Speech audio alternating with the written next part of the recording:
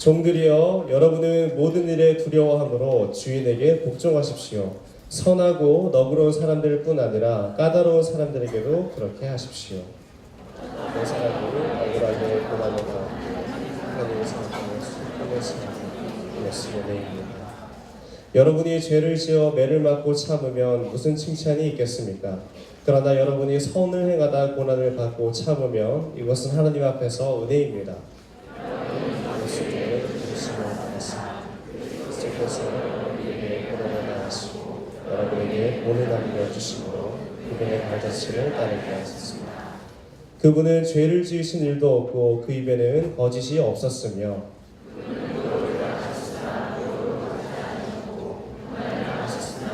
하지 않으셨고 공의로 심판하시는 분에게 자신을 맡기셨습니다.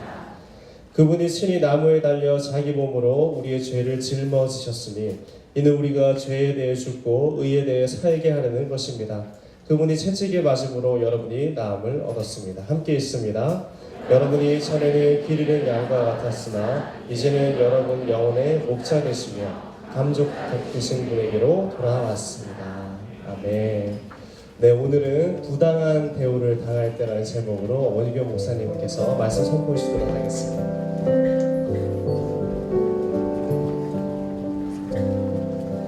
할렐루야. 오늘 이 예배의 주인 되신 우리 주님 앞에 다시 한번 뜨거운 찬양과 영광과 존귀의 박수를 올려드리겠습니다.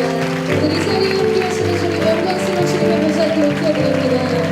일단 성도 박수를 하시고 주님의 이름으로 부탁드리겠습니다. 할렐루야. 사랑하는 여러분, 이제 그만 정신을 차리고 성령 충만하시기를 축복합니다. 말씀 충만하십시오. 굉장히 긴 연휴 시간을 보내는데 여러분 잘 쉬셨나요? 이제 앞으로는 무엇을 기다리며 기대하며 살아야 될지 좀 막막한 마음이 들지 않으십니까? 긴 여러분의 그 연휴의 시간이 어떠한 것으로 충만하게 채워졌는지 참 궁금한데요. 오늘 이 예배의 주인 되신 하나님께서 우리의 마음과 생각과 또 우리의 영혼을 하나님의 것으로 충만하게 채우시는 놀라운 은혜가 있게 되기를 축복합니다. 이런 시간들을 보내고 나면 우리 인생 속에서 뭔가 기다리는 것이 있다는 것, 기대할 만한 것이 있다는 사실 자체가 얼마나 큰 축복인지를 알게 되죠. 저는 연휴를 시작하면서 굉장히 호되게 감기 몸살을 앓아서 며칠을 누워 있었는데요. 그게 그렇게 억울하더라고요. 쉴 수 있는 날 이렇게 아파서 누워 있는 것 자체가 너무 억울했어요. 근데 추석날 꿈을 꿨는데요. 제가 설교 준비를 해야 되는데 너무 힘들어서 시간을 미루고 있었어요. 그런데 정말 뜬금없이 갑자기 예배가 시작되는 거예요. 여러분 그 기분 아세요? 정말 그 아찔하고 정말 그 끔찍한 그 기분 말이죠. 제가 이 단에 딱 서서 시계를 봤는데 6시 15분인 거예요. 너무 정확하게 꿈에서 6시 15분이라는 시계를 확인하게 됐습니다. 설교 준비도 안 했고 설교 시작도 안 했는데 예배가 거의 마칠 시간이 돼버린 거예요. 결국 말씀이 없이 예배가 마쳤습니다. 제가 정말 그 꿈을 깨자마자 저의 연휴도 완전히 끝나버리는 것 같은 기분이 들었어요.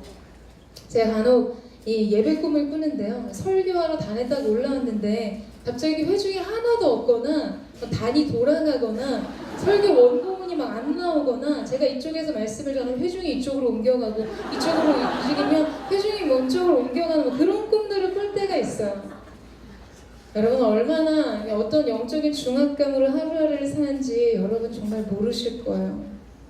제가 이번 주에 추석날 그 꿈을 꾸고 나서요. 나 절대 영적으로 해이해져서는 안 되겠다. 여러분 그렇게 오늘의 예배는 준비되었습니다. 긍휼의 마음이 샘솟지 않으세요? 여러분이 적어도 저에 대한 인간적인 인정이 있다면 우리 함께 이 예배 앞에서 정신을 차려보고 더 깊어진 하나님의 은혜 앞에 우리의 마음을 드리는 시간이 되었으면 좋겠습니다. 때로는 설교자가 그 예배를 준비하는 것만큼 중보기도 팀과 또 많은 리더십들 또 사역팀들이 예배를 수종들기 위해서 준비하는 시간만큼 여러분 온 회중이 더불어 그 예배를 위한 구별된 시간과 마음의 뜻을 하나님 앞에 드린다면 우리가 드리는 예배는 더 압도적이고 폭발적인 하나님의 영광의 임재 가운데 휩싸이게 될 줄로 믿습니다. 우리 그 영적인 부담감과의 책임감을 안고 옆에 사람에게 이렇게 한번 인사해 주셨으면 좋겠는데요. 예배를 준비하는 예배자 되십시오. 이렇게 한번 축복하시겠어요? 오늘 우리가 그 하나님의 말씀에 대한 기대와 또 임재 안으로 나아가는 그 마음을 가지고 오늘의 말씀을 함께 나누기를 원합니다. 우리는 계속해서 이 베드로전서 강해를 나누고 있습니다. 오늘은 특별히 우리 일상과 우리의 삶의 일터의 현장, 또 관계의 모든 현장 속에서 아주 매우 실제적으로 일어날 수 있는 문제에 대해서 성경이 그 답을 제시하는 말씀입니다. 우리 18절에서 19절 말씀을 같이 한번 읽어보도록 하겠습니다. 18절에서 19절 말씀 시작.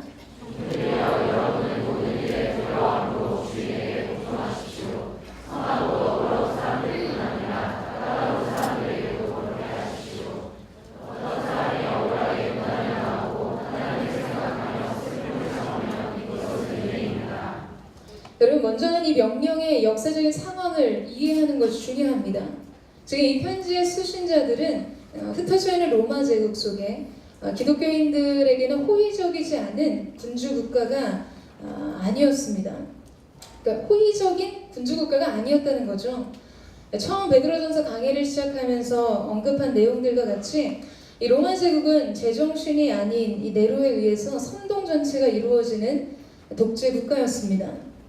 특별히 크리스천들에 대해서 굉장히 잔인하기로 악명이 높았죠.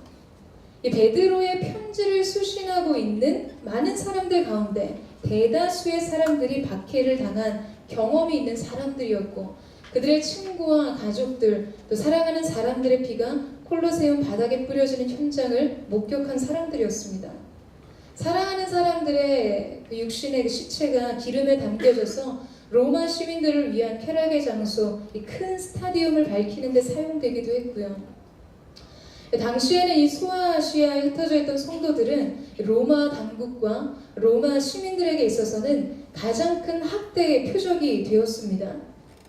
지금 특별히 우리가 읽은 이 18절 말씀을 보면 베드로는 그 수신자들을 향해서 종들이여 라고 부르고 있는데요. 이 초대교회 시절 로마 제국에는 6천만 명의 종들이 있었습니다. 거의 3분의 1이 노예였어요. 우리가 흔히 이해하는 것처럼 육체적인 막노동을 하는 그런 일들을 감당하는 것뿐만 아니라 그들 가운데는 의사나 교사, 음악가, 배우, 비서, 집사, 모든 계층의 사람들이 모두 노예 그룹에 소속돼 있었어요. 거의 모든 대다수의 일상적인 일들을 이들 노예가 수행했습니다. 그런데 로마법에 따르면 이 노예는 사람이 아니라 물건이었어요. 따라서 노예들에게는 법적인 권리가 전혀 없었을 뿐만 아니라 노예와 관련된 정의 같은 것도 없었습니다. 5세기 사제였던 피터 크리스코스는 이 문제에 대해서 이렇게 요약을 했는데요. 제가 한번 읽어드리겠습니다. 주인이 부당하게 화가 나서 고의로 모르고 깜빡 잊고 숙고한 후에 알고서 혹은 모르고서 노예에게 무슨 짓을 하든 그것이 심판이요 정의요 법이었다. 그러니까 여러분, 이것은 어떤 의미냐면 노예에 관한 한 그의 주인의 뜻만이 심지어 주인의 변덕까지도 유일한 법이 되었다는 것이죠.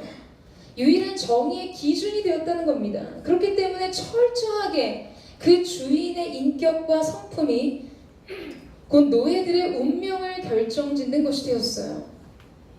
자, 여러분, 이러한 상황 속에서 지금 베드로가 부당한 대우, 즉 부당한 취급에 대해 말하는 것이 정말 자연스럽고 적절하지 않습니까? 베드로가 지금 종들에게 권면하였었던 이 1세기 세계 상황이 바로 이런 것들이었다는 것이죠. 여러분, 한번 상상해 보세요. 자신의 삶이 이렇게 부조리하고 불합리한 사회 구조 속에 던져져 있다고 한번 생각해 보세요. 여러분, 인생이 얼마나 억울해지겠습니까? 부당한 대우에 대해 얼마나 붕괴하겠어요.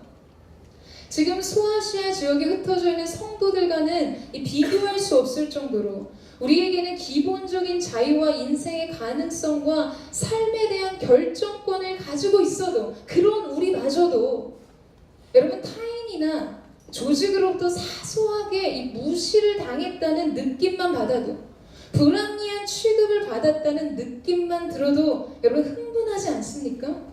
막 분노가 일어나지 않으세요? 그러니 그들 마음 안에 얼마나 많은 좌절과 분노와 저항의식과 용납할 수 없고 용서할 수 없는 마음들이 있었겠습니까? 대부분의 사람들이 이 부당하고 불합리한 대우를 받게 되면 일반적으로 보이게 되는 이 세 가지 형태의 반응이 있는데요. 이것은 뭐 신앙의 기능을 발휘하지 않으면 굉장히 자연스럽게 일어나는 본능적인 반응과 같은 것들입니다. 첫 번째로 이 공격적인 형태로 다른 사람을 비난하고 적극적으로 안갚음을 하는 것이죠. 자신에게 잘못한 대상에게 분노의 초점을 맞춥니다. 두고 봐. 나 반드시 갚아주겠어. 네가 한 짓에 대해 내가 정말 꼭 후회하게 만들어주겠어. 이런 결심들을 끊임없이 되뇌이면서 이 보복에 대한 분개의 씨앗을 키워나갑니다. 그리고 어떤 상황에서 어떤 형태로든 복수를 감행해요. 여러분, 이런 비난과 복수는 마음속에 있는 공격적인 욕구를 일시적으로는 만족시켜준 것 같을지라도 여러분, 이것이 근본적인 해결책이 되지는 못합니다.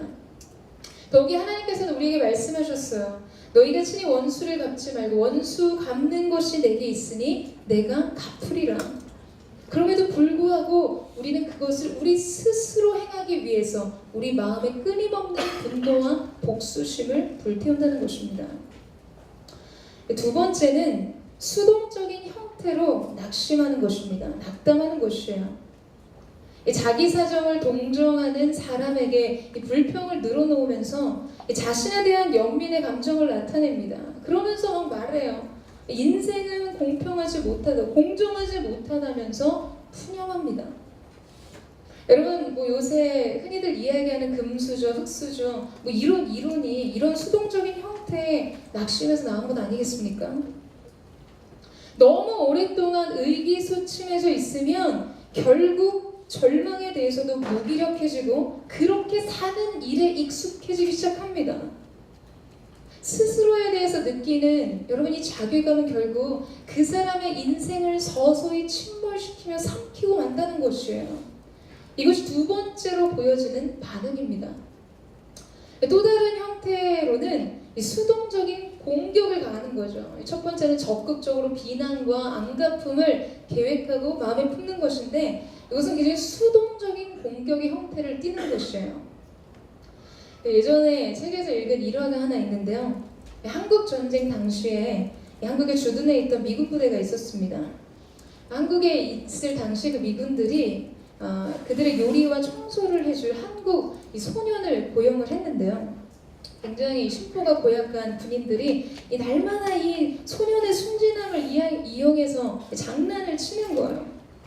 뭐 스토브에 바셀린을 듬뿍 발라놔서 아침에 그 스토브를 딱 잡으면 이 손가락 사이사이로 바셀린이 다 미끄러져서 뭐 그런 장난을 친다던가, 문 위에 작은 양동이 같은 걸 올려두고 문을 열면 그 물이 소년 위로 쏟아지게 만든다던가, 심지어 그들은 밤중에 소년의 신발을 땅바닥에 못질을 해서요, 나무 판 위에 신발을 못질해 놓는 거예요. 그래서 신발을 바닥에 고정시켜놔서 그걸 알지 못하고 신발을 신는 소년이 늘 넘어지게 만들었습니다. 그런데 이 소년은 아무 말도 하지 않고 불편한 기색도 내색하지 않고 그들의 장난에 그저 당하기만 했어요. 비난도 자기 연민도 언짢은 표정조차 짓지 않았습니다. 이런 소년의 일관성 있는 태도와 모습이 계속되자 나름 죄책감을 느낀 군인들은 소년을 불러다 앉혀놓고 이렇게 말했어요. 야, 착한 너를 보니까 이제 우리도 이런 장난이 재미가 없다. 진짜 미안하다. 다시는 너에게 장난을 치지 않을게. 근데 소년이 이 말을 믿을 수가 없는 거예요. 그동안 당한 것이 있으니까. 근데 질문합니다. 정말 더 이상 스토브에 바셀린을 바르지 않을 거예요? 그래. 정말 문 위에 다시는 양동이를 올려놓지 않겠냐고요? 그래. 다시는 제 신발에 못질을 하지 않을 거예요? 그래, 다시는 안 할게. 그때서야 이 소년이 웃으면서 이렇게 말했습니다. 좋아요. 그럼 다시는 스프에 가래침 안 뱉을게요. 여러분, 수동적인 공격으로 지금 웃고 있는 여러분도 누군가의 스프에 침을 뱉을 수 있다는 것이에요. 어떤 형태로도 여러분 안에 있는 분노와 비난을 표출하는 것이죠. 다만 그것이 수동적으로 숨겨진 채로 고요하게 수면 아래서 이루어질 수 있다는 것입니다. 세 번째로는 유보적인 형태로 자신의 감정을 미루거나 부정하는 것입니다. 이러한 반응을 심리학적으로는 스칼렛 오하라의 신드롬이라고 부를 수 있는데요. 뭐 이런 거요. 내일 생각해 볼게. 막 속은 엄청 끓고 있는데 지금 끓고 있는 모든 문제가 그저 낮은 불로 옮겨가 방치되는 거예요. 표면적으로는 모두 고요해 보이죠. 귀찮아. 날 귀찮게 하지 마. 몰라. 그냥 다음에 생각할래. 뭐 이런 식으로 넘겨버리고 말지만 마음의 표면 아래에는 사정이 다른 것이죠. 감정은 펄펄 끓고 있으면서 영적인 평안을 갉아먹고 있어요. 여러분, 문제를 솔직히 다루고 그 문제에 직면하지 않는다면 분노의 감정과 부당한 일에 대한 상한 감정을 계속 억압하고 억누르는 것일 뿐 여러분, 그것이 해결된 것은 아니라는 것이죠. 결국 이러한 건강한 감정과 영적인 상태를 유지하지 못하고 삶의 조직 또한 약화시키기 마련입니다. 오늘 여러분은 어떠한 형태에 속하시는 것 같으세요? 아니면 아예 이러한 범주에 속하지 않는 반응들을 안고 삶을 살고 계십니까? 여러분, 초대교회 소아시아 성도들도 지금 이런 반응들에 노출되어 있었을 것입니다. 그리고 그런 그들에게 지금 베드로의 격려와 위로의 메시지가 도착했어요. 아마도 이 크리스찬된 노예들은 이제 그들의 신앙이, 이제 그들의 하나님이 이 부당하고 억울한 주인과의 관계의 고리를 끊을 수 있는 자유를 주실 거라고 생각했을 것입니다. 우리가 쉽게 오해하던 말이죠. 그런데 베드로는 부당한 취급을 당하고 억울하게 고난을 당하는 성도들을 향해 이렇게 말하고 있어요.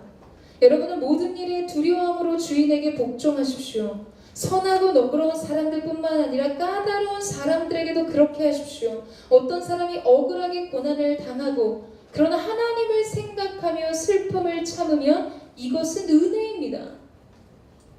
여러분, 지금 저항하고 투쟁해서 이런 불의하고 불합리한 사회에 대해 반기를 들어도 모자를 파네. 즉 복종을 하라고 이야기하고 있어요. 게다가 선하고 너그러운 주인뿐만 아니라 굉장히 까다로운 사람들에게도 그렇게 복종하라고 이야기합니다. 그냥 고난이 아니에요. 억울한 고난을 당했습니다. 부당한 취급을 받았어요. 그런데 지금 베드로는 하나님을 생각하며 슬픔을 참으라고 말합니다. 그것이 은혜라고 말이죠. 여러분, 일차적으로 우리의 마음속에 일어난 생각들은 왜 그래야 해야 하는지, 베드로의 명령에 깊은 영적인 의미를, 영적인 논의를 거치기도 전에 이 권면에 대한 불편한 신비가 생길지도 모릅니다. 만약 이 미국의 성자인 샌프란시스나 마더 테레사 같은 분이 여러분의 상사이거나 여러분의 부모님이에요. 막 서소평 선교사님 같은 분이 여러분 교회 리더십이라면 여러분은 그들에게 순복하는 것이 행복할 것입니다. 좋은 성품과 탁월한 훌륭한 인재의 권위 아래 있는 것은 기쁨이겠죠. 그러나 그게 아니라는 거예요. 다시 말해, 여러분이 정말 터무니없는 사람을 위해 일하고 있다고 생각한다면 어떠시겠어요?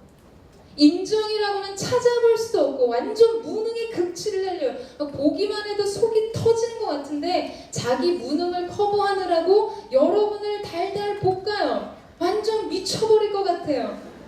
공정하지도 않고 비인격적인 대상과 계속해서 일상을 부대껴야 하는 상황 속에 있다면, 여러분이 권위자들로 인해 너무나 끔찍한 고통과 고난을 당했다면 여러분은 오늘 결코 이 말씀을 듣고 싶지 않을 것입니다. 인간의 본연의 심성은 부당하고 불합리한 처사에 맞서 싸우는 것일 거예요. 그게 지혜라고 생각하고 그게 의로운 일이라고 생각할지 모르죠. 그런데 오늘 베드로는 부당하고 불이한 고난에 대응하고 복수하는 것은 자기 일에 스스로 주인이 되려고 하는 것과 같다라고 이야기를 하고 있습니다. 지금 우리는 이 베드로의 명령 뒤에 숨겨진 이유에 대해서 살펴보기 전에 여러분, 우리에게 선포된 이 말씀 앞에 우리의 생각과 우리의 감정과 우리의 의지를 복종시킬 필요가 있습니다. 예전에 이 사우디아라비아에서 이 왕이 타는 말을 조련하는 방법에 대해서 들은 적이 있었는데요. 아직도 왕이 정권을 잡고 있기 때문에 이 왕의 의전을 위한 말을 훈련시키는 것은 매우 중요한 일들 중에 하나였습니다.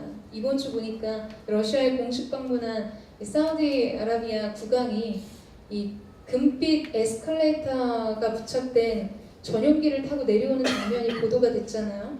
왕의 영화라는 것이 그런 것이죠. 그 왕을 모실 준말을 뽑는 거예요. 이 왕이 탈 말들을 조련할 때 이 조련사들은 이 말들을 호루라기에 반응하도록 훈련을 시킵니다. 호각을 하나 들고요. 삑 하고 소리를 지르면, 소리를 지는 건 아니고 호각이 불리는 거죠. 네, 호각 소리가 들리면 그 소리를 듣고 삑 하면 말들이 달려가고, 다시 한번 호각이 삑 하고 울리게 되면 말들이 멈춰서도록 하는 훈련이에요. 끊임없이 오랜 시간 동안 이 훈련을 시킵니다.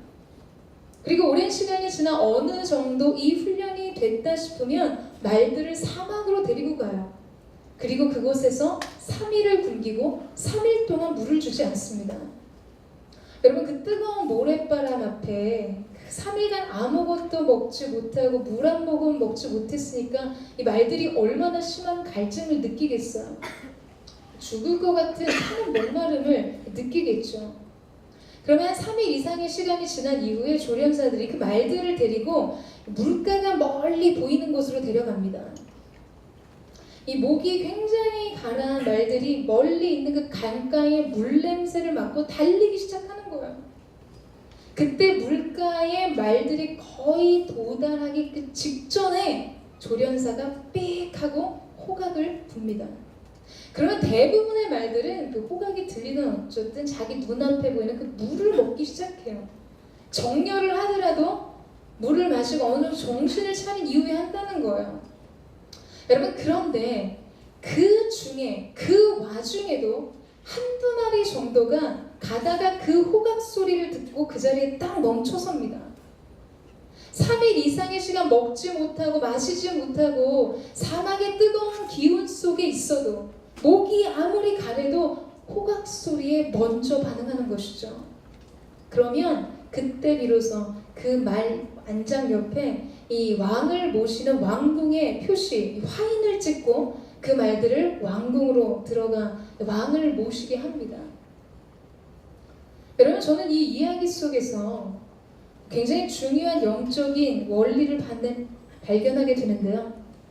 여러분, 우리가 하는 영적인 훈련이라는 것도 이런 것 아니겠습니까? 오직 왕의 호각 소리에 반응하는 훈련 말이죠. 여러분, 우리의 삶이 훈련이 됐다라고 이야기하는 것은 어떤 의미일까요? 왕의 준마의 자격을 갖춘다는 것이 과연 어떤 것입니까? 라고 질문하는 것이에요. 여러분, 그것은 바로 이 이야기가 우리에게 말해주는 것과 같이 내 자신의 필요보다 주인의 요구에 먼저 반응하는 삶, 반응하는 것을 중요하게 여기는 것입니다. 나의 갈증과 욕구보다도 주인의 필요에 더욱 민감하도록 그런 자제력과 주의력을 가진 자만이 왕의 준마와 같은 사람이 될 수 있다는 것이에요.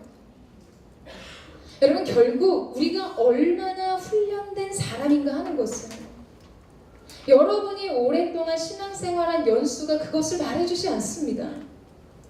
여러분이 얼마나 훈련된 사람인가는 무엇으로 알 수 있는가? 여러분이 어떤 반응을 하는 사람인가로 결정된다는 사실이에요. 여러분, 사실 우리 안에 얼마나 많은 이유들이 있습니까? 수만 가지의 이유와 수만 가지의 필요들이 있어요. 그래서 이해를 받을 수는 있습니다. 여러분, 3일간 물 못 먹고 밥 못 먹은 말들이 그 물을, 그 갈증을 해결하는 것이 뭐가 그렇게 잘못된 것이겠어요? 다만 그런 말들에게는 왕을 섬기는 준마로서의 영광은 없는 것입니다. 여러분, 우리의 삶 역시 마찬가지라는 거예요. 때로는 우리 안에 이유나 필요에 의해서 반응하는 것들은 마땅히 이해될 수 있을지는 모르지만, 여러분, 우리가 하나님 앞에서 훈련된 사람으로서의 자격과 그 기준을 갖추는 일에는 실패할 수 있다는 것이에요. 영광은 없다는 것이죠. 이해는 받을지 모르나 그 인생에 영광이 없다는 것이에요. 사랑하는 여러분, 우리는 우리 자신의 인생의 필요에 반응하는 사람들이 아니라 우리를 부르신 이의 필요에 반응하는 사람들인 줄로 믿습니다. 여러분, 이 사실을 믿으세요? 때로 여러분의 인생 속에 지금 눈앞에 여러분의 상황을 해결할 수 있는 방법이 지금 그 눈앞에 보여도 먼저 하나님의 말씀에 호각소리에 반응할 수 있는 사람이 되셔야 합니다. 때로는 여러분의 감정이 도저히 용납할 수 없을 때라도 여러분은 감정을 따라 사는 사람들이 아닌 말씀을 따라 사는 사람임을 기억하시는 거예요. 바로 그 반응, 바로 그 태도, 바로 그 행동이 여러분의 인생의 클래스를 결정하는 것입니다. 사랑하는 여러분, 저는 오늘 저 여러분 가운데 그 은혜가 있게 되기를 주님의 이름으로 축원합니다. 이해받는 인생이 아니라 영광스러운 인생으로 자신의 삶을 하나님 앞에 드리는 저와 여러분 되시기를 주님의 이름으로 축원합니다. 자, 이제 베드로의 명령 뒤에 숨겨져 있는 이유에 대해 살펴보려고 하는데요. 이 베드로는 부당하게 만난 고난에 대응하거나 복수하려는 것은 자기 스스로, 자신의 일에 스스로 주인 되려는 것과 같다라고 말하고 있어요. 그러므로 예수 그리스도의 주대심에 순복한 사람에게 복수는 적절치 않다는 것이죠. 그것이 어떤 형태의 모습이라 할지라도 말입니다. 여러분, 언제나 믿음은 매우 단순합니다. 우리가 순복하는 것은 그것이 하나님의 뜻이며 우리가 하나님의 종이기 때문이에요. 여러분, 이 사실을 믿으세요? 그렇기 때문에 우리는 태도의 차이와 초점의 차이를 보여줄 수 있는 사람이어야 합니다. 우리의 태도는 순복하는 것이어야 하며 우리의 초점은 하나님께 맞춰줘야 한다는 것이에요. 여러분, 이해가 되세요? 지금 우리가 순복하는 대상은 지금 여러분 눈에 보이는 그 권위자가 아니라 그 권위자를 허락하신 하나님에 대한 것입니다. 그렇기 때문에 결국 그 복종은 불의한 권위자에 대한 것이 아니라 하나님께 대한 순종이 되는 것이죠. 그래서 하나님을 생각하며 슬픔을 참는 것이 은혜가 된다고 말씀하고 계신 것이에요. 그 부당한 고난을 참는 순종이 반드시 은혜의 열매를 맺는다는 약속과 같은 것입니다. 여러분의 인생의 형편 속에서 때로는 무시당하는 것 같이 불합리한 사회 조직 안에 부당한 관계의 대우 속에 노출되어 있을지라도, 때로는 억울한 고난과 애매한 대우를 받을 때라도 여러분, 하나님을 생각하며 그 고난을 참을 때 하나님께서 반드시 그것이 은혜가 되게 하겠다고 말씀하고 계신 것이죠. 여러분, 이 약속을 믿으시는 저 여러분 되시기를 주님의 이름으로 축원합니다. 베드로전서 2장 15절 말씀에는 동일하게 총독들에게 순복하라고 하시면서 이렇게 말씀하세요. 서늘행에 어리석은 사람들의 무식한 말을 잠잠하게 하는 것이 하나님의 뜻이기 때문입니다. 여기서 이 잠잠하다라는 말로 번역된 헬라어 원어를 보게 되면 입을 제갈로 막다라는 뜻이에요. 동물 입 제갈 물리는 것처럼 입을 제갈로 막다는 뜻입니다. 여러분, 당시 그 소아시아에 흩어져 있는 성도들은 비방으로 가득 찬 모든 악성 루머의 목표였어요. 로마 제국 구석구석까지 크리스찬들의 비밀 모임, 비밀 조직, 우리로 말할 것 같으면 예배인 거죠. 다른 나라로 이해되고 있는 하나님 나라에 대한 충성심에 대해 파괴적인 이데올로기와 같은 이 로마에 대한, 로마 사회에 대한 그들의 침투와 교회 계획, 폭동 계획, 뭐 이런 말도 안 되는 근거 없는 소문들을 퍼뜨리고 다녔어요. 어디서나 쉽게 들을 수 있는 이러한 이야기는 로마의 황제 네로의 귀에까지 들어가게 되었습니다. 여러분, 바로 이런 소문을 일축시키기 위해 베드로는 1차적으로 권위에 대한 순복을 지금 독려하고 있는 것이죠. 여러분, 부당함과 진실이 아닌 것들에 대해 분투하고 항거함으로써 자신을 증명하는 방법이 아니라 크리스찬들이 권위에 순복하고 하나님 앞에서 바르게 행함으로써 지금 이 근거 없는 소문들을 퍼뜨리고 그들을 핍박하는 사람들의 입에 재갈을 물릴 수 있다고 말하는 것입니다. 여러분, 이것이 하나님 나라의 질서예요. 이것이 하나님께서 가르쳐 주신 인간관계의 인과 법칙입니다. 내가 내 자신에 대해서 변호하고 입증하려고 하지 않고 우리가 다만 하나님 앞에서 그분에 대하여 그분을 위하여 바르게 행할 때 하나님께서 관계 속의 모든 갈등을 해결하시는 것이죠. 문화와 조직과 역사를 바꾸시는 것입니다. 여러분, 이것은 사람과 상황과 사건에 관계된 것이든 그 배후의 세력에 속한 것이든 마찬가지라는 거예요. 우리가 부당한 대우를 당하고 억울한 고난을 당할 때 그것을 하나님 앞에서 참고 견딜 때 영적인 현장에서는 사단의 참소와 거짓과 정죄를 입삼는 여러분 그 대적의 입에 재갈이 물리는 것과 같다는 것입니다. 여러분, 이 사실을 믿으세요? 저는 이것이 여러분의 영적인 이미지로 여러분 안에 각인되기를 축복합니다. 그리고 여러분이 그렇게 할 때 영적인 세계에서뿐만 아니라 보이는 현상의 세계, 실제적인 상황 속에서 지금 여러분을 부당하게 대하는 바로 그 사람, 직장 상사이든 사회 조직 안에서 가정에서든 교회 안에서든 어떤 권위자든 심지어 가족과 부모님이든 그 대상은 여러분에 대해서 어떤 말도 할 수 없게 된다는 것이에요. 사랑하는 여러분, 저는 여러분을 대항하는 모든 영적인 세력들 입에 재갈이 물리게 되는 은혜가 있게 되기를 주님의 이름으로 축원합니다. 잠잠케 되는 은혜가 있게 되기를 주님의 이름으로 축원합니다. 여러분, 선으로 악을 이기세요. 이것이 우리의 싸움에 대한 영적인 전략인 줄로 믿습니다. 베드로는 그것을 이야기하고 있는 것이죠. 이것이 가장 실질적인 지침이었습니다.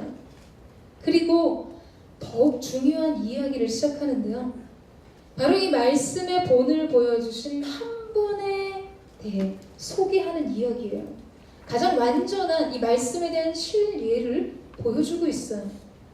우리 21절에서 23절 말씀인데요. 우리 같이 한번 읽어보도록 하겠습니다. 시작.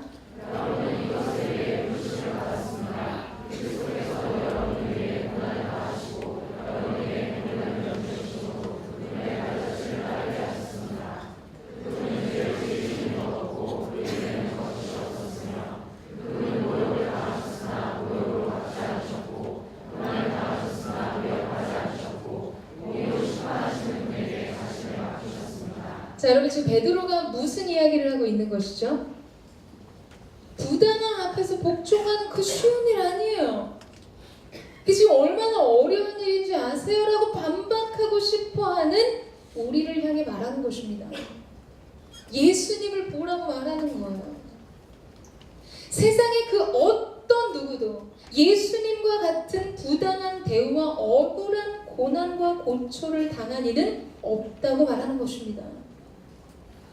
여러분, 죄 없으신 이가 십자가에서 하나님의 저주를 받은 죄인으로 죽으셨어 했어요.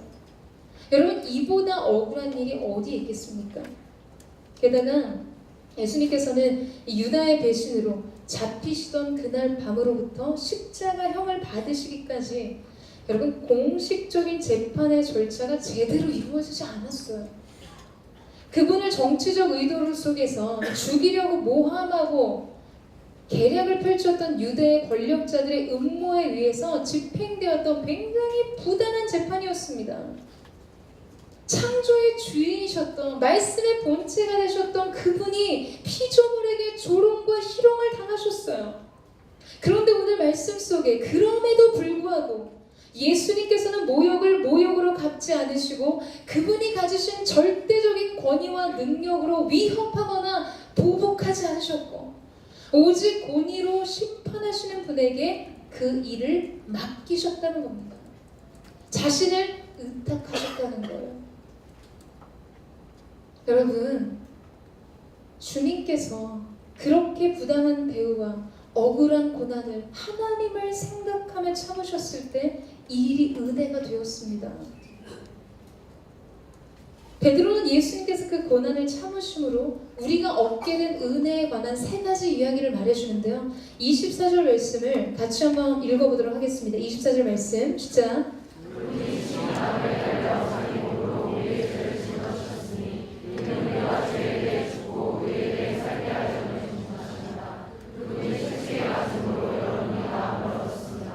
그럼 첫 번째로 예수님께서 그 억울한 고난과 부당한 대우를 참으심으로 우리가 얻게 된 은혜가 무엇인가? 첫 번째로 죄에 대해서는 죽고 의에 대해서는 살게 하셨다는 거예요. 자, 여기서 지금 죄에 대해서는 죽었다라는 표현이 나오는데 여러분 이 말은 어떤 의미일까요? 여러분 이 죽음이란 분리를 의미합니다. 단절을 의미하죠. 곧 죄에 대해서 죽는다는 것은 모든 죄와 관계를 끊는다. 죄와 단절되고 분리된다는 것을 의미합니다. 우리가 예수 그리스도의 십자가의 사건을 통해 우리에게 의에 대한 생명을 얻게 될 때 여러분 우리는 근본적으로 죄에 대해서 모든 관계가 끊어지는 것을 경험하게 된다는 것이에요. 의와 연합하는 삶을 살게 되는 것이죠. 이것은 존재적인 변화이고 방향성의 변화인 것입니다. 우리가 대부분 회개합니다. 회개라는 단어를 많이 쓰는데요. 이 회개라는 헬라어 원어를 보게 되면 회개라는 말은 근본적으로 방향을 바꾼다는 뜻을 가지고 있습니다. 가던 방향을 돌아서 가다 이런 뜻을 가지고 있어요. 이것이 회개의 뜻인데요. 여러분 그렇다면 진정한 회개를 하려면 두 가지 측면의 방향성이 있어야 합니다. 먼저는 무엇으로부터 돌아서는 것, 즉 죄와 연약한 옛 자아로부터 돌아서는 것이에요. 그리고 돌아선 후에 무엇을 향해 나아가야 하는가? 여러분 이것이 훨씬 더 중요합니다. 그리스도를 향해 나아가야만 온전한 회개가 이루어진다는 것이에요. 그러니까 대부분 너무나 많은 사람들이 자신의 죄의 문제로부터는 돌아서지만 예수님께로 나아가는 것까지는 자신을 들이지 않습니다. 죄를 짓지 않는 것, 죄를 끊는 것, 죄를 떠나는 것, 죄로부터 결단하는 것, 여러분 그것만 강조하고 그 결단만을 촉구한다는 거예요. 그런데 여러분 이것은 회개의 한 부분에 불과합니다. 술 끊어라, 담배 그만 끊어, 방탕한 생활 정리해라, 야 그 문제 내려놔, 여기까지일 뿐인 거예요. 더 중요한 것은 그 죄를 끊은 후에 어디로 갈 것인가를 결정하는 것입니다. 죄에 대한 인식을 가지고 죄로부터 분리되었지만 무엇을 향해 나가야 하는지를 모르기 때문에 언제나 문제의 주변문화 반복하고 여러분 맴돌게 된다는 것이죠. 시간이 지나면 다시 돌아가요. 여러분 참된 회개란 죄로부터 돌아선 후에 예수 그리스도께로 가는 것입니다. 그리고 이 사실을 믿으세요? 그때 비로소 예수 안에 있는 의의 능력이 우리를 변화시키시는 것이에요. 호주 시드니에 있는 한 교도소의 죄수 한 명이 교도소 탈출할 계획을 세웠습니다. 이 교도소에 수감되었던 이 죄수는 이 주방 업무를 맡고 있었는데요. 가만히 보니까 매일 주방 앞에 빵을 실어 나르는 트럭이 온다는 사실을 알게 되었어요. 그래서 이 트럭 밑에 잠복해서 숨어 있다가 트럭이 나갈 때 나가면 탈옥이 가능할 것이라고 생각해서 굉장히 오랫동안 치밀하게 계획을 세우고 준비를 했습니다. 그리고 어느 날 아무도 보이지 않는 그때 그 트럭 밑으로 들어갔어요. 그랬더니 정말 그 트럭이 교도소 밖으로 나갑니다. 한 몇십 분이 지나서 트럭이 멈추는 것을 보고 이 트럭 밑에서 나왔더니 두 가지 사실이 그를 기다리고 있었어요. 첫 번째는 굿 뉴스였어요. 좋은 소식입니다. 그가 드디어 감옥을 빠져나왔다는 것이었죠. 두 번째는 별로 좋지 않은 소식이었는데요. 여러분 뭔지 아세요? 마침내 그 감옥을 빠져나와서 봤더니 다른 감옥에 와 있었어요. 다른 교도소였어요. 그냥 지금 이 감옥에서 저 감옥으로 옮겨온 것이죠. 여러분 지금 이것은 누가 봐도 진정한 자유가 아닙니다. 진정한 의미의 자유의 길이 아니에요. 그냥 이쪽 교도소에 있다가 이쪽 교도소, 다른 교도소로 옮겨간 것 뿐이었어요. 그런데 여러분, 오늘날 우리가 예수님이 주신 의에 대해 사는 삶, 즉 예수님과 연합하는 삶을 살지 못한다면 우리의 영적인 삶의 현장 속에서도 이러한 일들, 웃지 못할 일들이 벌어집니다. 나를 치밀하게 계획해요. 열심히 노력합니다. 열심히 결단해요. 그런데 이 문제를 떠나서 다른 문제로 건너가는 것뿐이라는 것이에요. 문제를 떠나긴 했는데 어디로 가야 될지를 모르기 때문입니다. 여러분, 우리가 우리의 삶 속에 진정한 영적인 참된 자유와 소망과 생명과 기쁨을 누리기 위해서는 무엇으로부터 돌아선 것도 중요하지만 예수님께로 나아가는 것까지 연결되어야 하는 것입니다. 그래야 우리의 삶의 반복적인 실패로부터 벗어날 수 있어요. 사랑하는 여러분, 오늘 이 두 가지의 방향성을 기억하십시오. 죄에 대해서는 죽고 의에 대해서는 사는 것입니다. 이 사실을 빌어 예수님의 고난이 바로 이 새로운 삶의 자유와 생명을 우리에게 허락해 주셨다는 것이에요. 자, 두 번째로 그분이 채찍에 맞음으로 우리가 나음을 입었다는 것입니다. 여러분 이 사실을 믿으십니까? 저는 이 말씀 묵상하면서요, 이 말씀에 대한 증언을 지금 베드로가 하고 있다는 사실이 매우 의미 깊고 정말 감동적이라는 생각을 했어요. 여러분 보세요. 베드로가 선언한 이 말씀은 이사야 선지자가 예언한 고난받는 종의 모습입니다. 이사야 53장 5절의 말씀에 보면 그가 찔림은 우리의 허물 때문이요 그가 상함은 우리의 죄악 때문이라 그가 징계를 받음으로 우리는 평화를 누리고 그가 채찍에 맞음으로 우리는 나음을 받았도다. 이사야가 말했어요. 이사야가 말했습니다. 여러분 그러나 그는 이 말씀의 성취를 직접 본 것이 아니라 하나님의 신의 감동이 되어 계시 안에서 지금 먼 미래에 일어날 일을 예언한 것이죠. 그런데 예수님의 고난의 현장 속에서 베드로는 예언된 말씀의 실현을 본 것입니다. 베드로는 예수께서 채찍에 맞으심을 목격한 증인이었어요. 그는 너무나도 부당하고 잔혹한 그 고난의 멍에가 예수님의 어깨에 지워지는 것을 직접 보았습니다. 그래서 두려움에 뒷걸음져 그분을 떠날 수밖에 없었어요. 여러분 베드로는 이것을 기억하고 있었을 것입니다. 마치 어제 일과 같이 이것을 생생히 기억하고 느끼고 있었을 것이에요. 우리 주님께서 메마르고 피 흘리는 몸으로 골고다를 향해 예루살렘의 좁은 길을 비틀거리며 올라가시던 그 순간을 말이죠. 그 광경을 기억하면서 그는 이것으로 그가 우리를 고치신다라고 말하는 것입니다. 여러분 이사야의 예언대로 예수님의 육체가 채찍에 순종하심으로 우리가 나음을 입었다는 것은 지금 이것을, 이 사실, 이 말씀을 그는 경험적인 믿음으로 증언하고 있다는 것이에요. 마태복음 말씀에 보면 예수님께서 십자가에서 운명하시는 순간 무덤에서 자던 성도들이 살아났다는 성경의 기록이 있습니다. 예수님의 죽음이 곧 우리에게 생명을 가져다 주었다는 것을 그는 경험했다는 것이에요. 예수님의 고난이 남겼던 생명의 사건들을 직접 보고 느끼고 경험으로 알았습니다. 그분의 고난이 그에게 이렇게도 생생하고 실제적이었던 것만큼 우리의 나음도 그렇다는 것이에요. 여러분, 지금 이 말씀 속에서 이 나음은 표징과 상징이 아니라 실제라는 것입니다.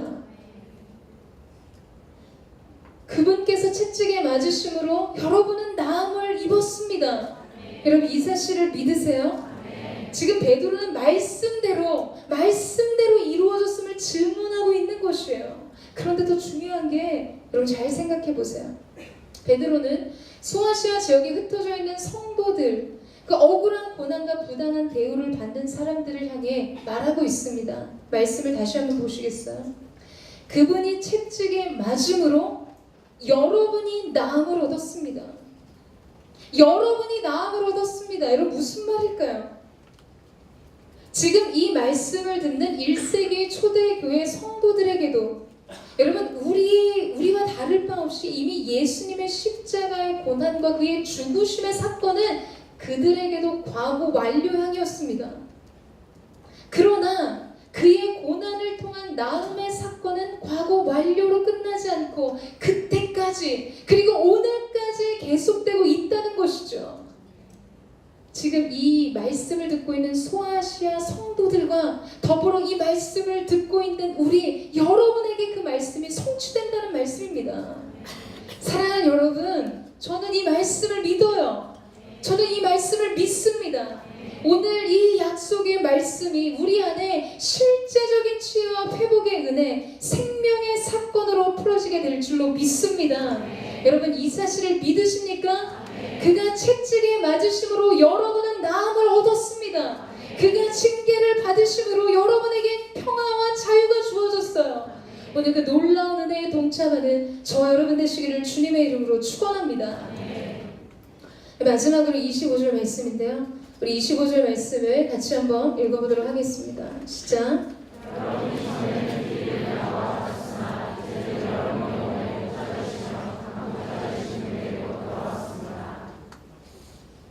여러분, 전에 육체를 따라 하나님의 품을 떠났던 우리들이 예수님으로 말미암아 다시 무한한 사랑과 보호와 인도를 받는 품으로 돌아왔다는 것이에요. 길을 잃고 죽음의 골짜기를 걸어야 했던 양이 목자에게 다시 발견이 되어서 그의 품으로 돌아간 것처럼 우리도 본래 주인의 품에 안기워진 것이죠. 여러분, 이 팔레스타인 지역의 목자들은 식료품을 넣는 염난이라고 불리는 주머니 같은 것과 이 물매라고 불리는 투석기, 그리고 장대를 가지고 다녔습니다. 특별히 이 장대는요, 좀 막대기죠. 막대기는 두 가지 종류가 있었는데요. 작은 것과 큰 것이 있었어요. 이 작은 것은 이 가죽을 달아서 허리에 차고 다니면서 들짐승이나 도적의 습격으로부터 양을 보호하기 위해서 사용을 했고요. 또 하나는 성화에서 여러분 예수님이 이렇게 막대기 들고 다니시는 거 보면 이렇게 고리 모양처럼 이렇게 됐잖아요. 왜 그러냐면 무리를 떠나려고 하는 양을 다시 배에 잡아서 끌고 올 때 사용되었던 것이 바로 또 이 막대기의 기능이었어요. 긴 막대기의 기능이었어요. 그런데 이 막대기의 중요한 쓰임 한 가지가 더 있었는데요. 그것은 해가 저물어서 양이 우리로 돌아올 즈음에 이 목자는 그 막대기를 이 우리 입구에 얇게 가로질러 놓습니다. 문과 양 문의 사이에 그 막대기를 얇게 가로질러 놓는 것이죠. 그리고 그 가로질러 놓은 막대기 아래로 양 한 마리씩 일일이 그 막대기 아래로 지나가게 했습니다.